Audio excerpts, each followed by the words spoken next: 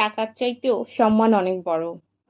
একটা জায়গায় যখন আমি অনেকদিন ধরে অনেকগুলো মানুষের সাথে একসাথে কাজ করি, একসাথে উঠা বসা, তাদের সাথে একসাথে চলাফেরা, তো সেই মানুষগুলোর সাথে আমার রক্তের সম্পর্ক যদি নাও থাকে, আত্মার কিন্তু একটা মিল থেকেই যায়। আর সেই আত্মার বন্ধন থেকেই মানুষের ভিতরে একটা মায়া জন্মায়। আসসালামু আলাইকুম, কেমন আছেন আপনারা সবাই? নিশ্চয়ই অনেক ভালো, আলহামদুলিল্লাহ। আল্লাহ তাআলার অশেষ রহমতে এবং আপনাদের দোয়ায় ও ভালোবাসায় আমরাও অনেক ভালো আছি। তো ভিডিওটা শুরু করছি সকাল থেকে, সকালের নাস্তা বানানো থেকে। আসলে আমি আজকে অত বেশি বড় ভিডিও দিতে পারিনি, কারণ মনটা একটু খারাপ ছিল। কিন্তু শেষে গিয়ে মনটা আবার অনেক ভালো হয়ে যায়। সেটা অবশ্যই আপনাদের সাথে ভিডিওতে শেয়ার করব। দেখতে থাকুন পুরা ভিডিওটা। তো এখানে আম্মু রুটি বানাচ্ছিল। আম্মু তো এখন একটা রুটি মেকার এনেছে। তার তো একেবারে কাজ সহজ হয়ে গিয়েছে। আপনারা তো সবাই দেখেছেন, যেহেতু আমার রুটি মেকার নিয়ে একটা ভিডিও করা আছে। তো এইখানে রুটি বানাচ্ছে আর আমি আপনাদেরকে দেখাচ্ছি। তো দেখেন, রুটি বানানোর কিন্তু অনেকগুলা প্রসেস আছে, নিয়ম জানতে হয়। নিয়ম যদি আপনি না জানেন তাহলে কিন্তু আপনার রুটিগুলো ভালো হবে না।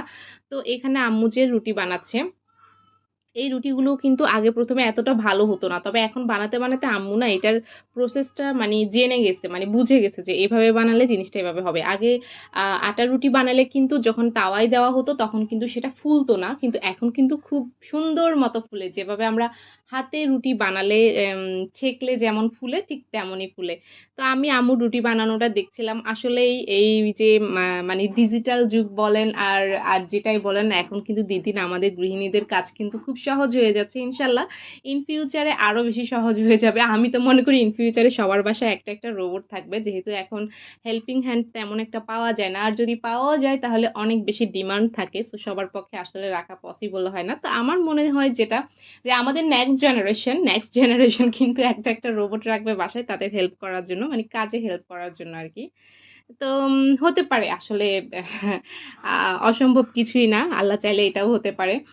তো এটা আসলে দরকার, হ্যাঁ, এটা আসলে দরকার, হেল্পিং হ্যান্ডের আসলে প্রয়োজন আছে। এখানে রুটিগুলো আমি ছেঁকে নিচ্ছি। আমার ছেলে তো আবার ওই যে একটু পরোটার না হলে ওর চলে না।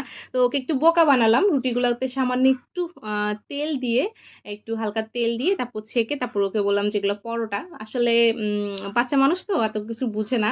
আর ছোট বাচ্চা কি বা বুঝবে? তারপরেও ওরও একটা টেস্ট আছে। সো ও পরোটা বেশি পছন্দ করে। রুটিও পছন্দ করে, বাট পরোটাটা দেখা যায় যে ও সচরাচর মানে চা দিয়ে বা সবজি দিয়ে বা এমনিও সস দিয়েও মানে খায় আর কি। ওর এক একটা মানুষের এক একটা মানুষের এক একটা পছন্দ থাকে। ছোট বাবু হয়েছে তো কিছু, ওর কি একটা রুচি আছে না, ওর একটা পছন্দ আছে না। শুধু বড়দের পছন্দটা কি ছোটদের উপর চাপাই দেওয়া যায়? আর খাওয়া দাওয়ার ক্ষেত্রে তো সেটা একদমই করা যায় না। ছোট বলেন আর বড় বলেন, কারো খাওয়া দাওয়ার পছন্দ তো কারো উপর চাপানো যায় না। জামা কাপড়ের পছন্দটা, আমার আম্মু আমার জন্য একটা ড্রেস পছন্দ করে নিয়ে আসছে, সেটা আমি পরতেছি, ওকে ফাইন। কিন্তু খাওয়ার দাওয়ারটা তো ভাই কারো উপর কারো জোর থাকে না। তো এটা ছোট হোক আর বড় হোক সবারটাই আসলে আলাদা আলাদা থাকে। তো এখানে আমি চা বানাচ্ছিলাম আমার ছেলের জন্যই আসলে মূলত। আসলে সবকিছু খাওয়ার অভ্যেস থাকতে হয়। আমি ওকে দুধ চাটা মানে তেমন একটা দিতে চাই না। দুধ চায়ের বদলে ওকে আমি দুধ দিই। তো এই রং চাটা আমি ওকে রুটি দিয়ে খাওয়ানোর জন্যই নিয়ে যাচ্ছি। তো এখানে আম্মু দুপুরের খাবারের রান্না বান্নার আসলে অ্যারেঞ্জমেন্ট করতেছিল। এখানে বিটরুট কেটে রাখছে। বিটরুট রান্না করবে না, বিটরুটকে সালাদ হিসেবে খাবে। বিটরুটের কালারগুলো দেখছেন কতটা সুন্দর না? বিটরুটের কালারটা পুরাটা একটা লালচে মেরুন কালার। এটা রেড বলবো না, রেড মেরুনের মধ্যে যে কালারটা থাকে একদম টকটকে সেটা। তার এখানের মধ্যে মাছের মাথা, মাছের লেজ দিয়ে দিছে, এগুলা দিয়ে মিষ্টি কুমড়া দিয়ে রান্না করা হবে সেজন্য। আর এখানে আম্মু অন্য চুলায় ভাত রান্না করার জন্য ভাত বসাই দিছে। তো এইখানে আর কি রান্না বান্না চলতেছে। আর এখানে বাইরের ওয়েদারটা দেখেন, আমি আপনাদেরকে একটু দেখাই। বাইরের ওয়েদারটা মোটামুটি রোদ আছেও রোদ নাই এমন আর কি। তো আর ভিডিও করি নাই, আসলে মনটা তেমন একটা ভালো লাগতেছিল না, শরীরটাও তেমন একটা ভালো লাগতেছে না, বিকজ রাতে ঘুম হয় না, সেজন্য আর ভিডিও করা হয়নি। তো দেখি যে সন্ধ্যায় বোন অফিস থেকে চলে আসছে। আর বোন অফিস থেকে আসার সময় দেখলাম ওর হাতে অনেকগুলো গিফট আছে। তো আমি ওকে জিজ্ঞেস করলাম যে গিফটগুলো কিসের জন্য? তো বললো যে আমি যেহেতু অফিসে জব ছেড়ে দিছি, সো ওই জন্য আমাকে আমার কলিগরা আমার অফিস থেকে একটা ফেয়ারওয়েল দিছে। আমি তো এটা দেখে খুবই অবাক হয়ে গেছি, কারণ ওকে যে গিফটগুলো দিছে গিফটগুলো আসলে খুবই সুন্দর ছিল। আর গিফট দামি কিংবা সুন্দর সেটা বড় কথা না। সবচাইতে বড় কথা হচ্ছে আন্তরিকতা, সবচাইতে বড় কথা হচ্ছে ওদের ভালোবাসাটা। মানে ও কিন্তু এখানে জব করেছে ৬ কি ৭ মাস। ৬-৭ মাসে যে একটা মানুষকে ওরা এভাবে ভালোবাসা দেখাইছে, এটা আসলে অনেক বড় পাওয়া। মানুষ ৬-৭ বছর জব করেও কিন্তু এত ভালোবাসা অর্জন করতে পারে না। তো আমার বোন সেটা পেরেছে, এটা তার ক্রেডিট। তো তার জন্য নাকি তার কলিগরা নাকি কান্নাও করেছিল, এমন একটা অবস্থা। ভাই এক জায়গায় থেকেছি, একসাথে চলেছি, একসাথে খেয়েছি, ওদের সাথে সবকিছু শেয়ার করেছি। একটা মায়া তো কাজ করে, তাই না? মায়ার বন্ধন। আসলে ওদের সাথে আমাদের রক্তের সম্পর্ক নাই, কিন্তু ওদের সাথে আমাদের আত্মার সম্পর্ক। আর আত্মার সম্পর্ক রক্তের সম্পর্কেও হার মানায়। এটা আসলে আমরা মাঝে, মাঝে দেখি যে আত্মার সম্পর্কগুলা কিন্তু রক্তের সম্পর্ককেও হার মানায়। তো এখানে দেখতে পাচ্ছেন যে আমার বোনকে যে গিফটটা দিছে, এটা একটা ব্যাগ ছিল। ব্যাগটা ভীষণ সুন্দর। আর কালারটাও কিন্তু খুব মানে সোবার একটা কালার, খুব সুন্দর স্মার্ট একটা কালার। আর এখানে একটা কেক গিফট করছে টেস্টি ট্রিট থেকে, হ্যাঁ ওর জন্য 1 পাউন্ডের একটা কেক। তারপরে ওর জন্য ওর একটা কলিগ, যে কলিগটা ওর জন্য কান্না করেছে বলেছিলাম, সেই কলিগটা ওর জন্য কচু ভর্তা নিয়ে আসছে আর কি, ওর মায়ের হাতের বানানো কচু ভর্তা। তো আসলে মানে কি বলবো, এটা যে কত বড় একটা পাওয়া। যারা জব করেন, আপনারা যারা আমার ভিডিও দেখছেন, যারা যদি জব করে থাকেন, তারা বুঝতে পারবেন যে কতটা ভালোবাসা পেলে কিংবা কতটা ভালোবাসা দিলে এরকম একটা সুন্দর বিদায় দেওয়া হয় আর কি, ফেয়ারওয়েল দেওয়া হয়। তো এখানে আমার বোনের যে কলিগটা ছিল, যে কলিগটার সাথে ওর বেশি ক্লোজ ছিল, তার মা এখানে আবার কচু ভর্তা করে দিয়েছে। খুব সুন্দর কালারটা, তাই না? আর এটাকে আমরা সবাই খাবো পরদিন। আজকে এটাকে আরেকটু চুলায় একটু হালকা একটু কষিয়ে নিতে হবে, আর একটু বাগার দিতে হবে। আন্টি বলে দিয়েছিল আর কি। আন্টির হাতের কচু ভর্তা নাকি অনেক বেশি টেস্ট হয়। তারপরে ওকে আবার ফুলও গিফট করছিল। ফুলগুলো আমি দেখাই, এই যে ফুলগুলো গিফট করছিল। এগুলা সব ওর অফিস কলিগরা মিলেই কিন্তু ওকে এই ফেয়ারওয়েলটা দিয়েছে। আসলে এটা দেখে আমার আব্বু আম্মু খুব খুশি হয়েছে। আর সবচাইতে বেশি খুশি হয়েছে আমার আব্বু।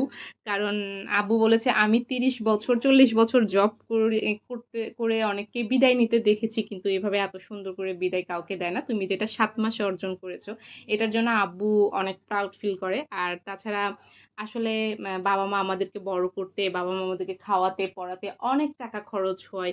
তারপর আমরা যখন জব করি, তারপর বাবা-মা যখন দেখে আমাদের মানে ওদের চোখের সামনে যখন আমাদের ক্যারিয়ারটা দেখে, গড়তে দেখে, তারপর সেখান থেকে যদি আমাদের ভালোবাসা পাওয়া বা এরকম একটা সুন্দর বিদায় এগুলো যদি দেখে, তাহলে বাবা-মা অনেক বেশি প্রাউড ফিল করে আর অনেক বেশি খুশি হয়। তো এখানে ওর এইসবগুলো দেখে আমারও খুব ভালো লাগছে। আর জবের প্রতি একটা সম্মান কাজ করছে। আসলে জব বলতে আমরা বুঝি পরের গোলামি করা, পরের কথা শোনা, পরের জন্য কাজ করা, এটাই সবসময় আমরা শুনে এসেছি। তো আমি বলবো যে আসলে জব পরের গোলামি না। আমি তোমাকে সময় দিচ্ছি, আমি তোমাকে আমার মেধা দিয়ে কাজ করতেছি, তুমি সেটার বিনিময়ে আমাকে একটা পার্সেন্টেজ হারে একটা পারিশ্রমিক দিচ্ছ। সেটাই একটা চুক্তি, যে আমি তোমাকে এই কাজটা করে দিব, তুমি আমাকে এটার বিনিময়ে পারিশ্রমিক দিবা। জবকে গোলামি হিসাবে না, বা জবকে অন্য কিছু হিসাবে না দেখে জবটাকে একটা সম্মানের জায়গা থেকে দেখা উচিত। তবে হ্যাঁ, এটাও ঠিক যে অনেক জায়গায় স্টাফদেরকে কিন্তু ওই সম্মানটা দেওয়া হয় না, স্টাফদের কোনো মূল্য থাকে না। অনেক জায়গায় আমি দেখেছি, অনেক প্রতিষ্ঠানে এই কাজটা করে। আসলে যারা এটা করে তাদেরকে আমি মানুষের কাতারে ফেলবো না, আসলেই ফেলবো না। কারণ একটা মানুষ যখন জব করে, তখন সে তার গোলামি করতে আসে না, প্রতিষ্ঠানের গোলামি না, প্রতিষ্ঠানটাকে সে ভালোবেসেই সে কাজ করে। হ্যাঁ, তো ওইটার বিনিময়ে সে একটা পারিশ্রমিক পায়। এখন আপনি যদি মনে করেন, ধরেন আপনি একজন মালিক, আপনার কয়েকটা স্টাফ আছে, তো আপনি যদি মনে করেন যে আমি টাকা দিয়ে ওদেরকে রাখছি, আমি টাকা না দিলে ওরা কই যাবে কই খাবে, না ভাই, রিজিকের মালিক আল্লাহ, ঠিক আছে? আল্লাহ ঠিকই আমাদের একটা ব্যবস্থা করে দিবে, সেটা বড় কথা না। কিন্তু আপনি যেটা ব্যবহার আমার সাথে করছেন, সেটা কিন্তু একদিন না একদিন আপনার সাথেও হবে, বাই নেচার। এটা আল্লাহ প্রদত্ত। তো কাউকে কখনো জব হোক কিংবা যেটাই হোক, কাউকে কখনো ছোট করে দেখা উচিত না। যেমন আমাদের বাসায় যখন কাজের খালারা আসে, তখন তাদেরকে কি করি আমরা, মাস শেষে তাদেরকে তাদের পারিশ্রমিকটা বুঝিয়ে দিই। এখন এটা কি আমি বলবো যে সে আমার গোলামি করতে আসছে বা এটা? হ্যাঁ, সে আমার কাপড় কাচতেছে, সে আমার হাঁড়ি পাতিল মাজতেছে, সে আমার সব, তার মানে এই না যে সে আমার গোলামি করতেছে, আমি তাকে টাকা দিচ্ছি। ভাই, আমার গোলাম মানে কি? আমরা সবাই আল্লাহর গোলাম, আমরা কেউ কারো গোলাম না।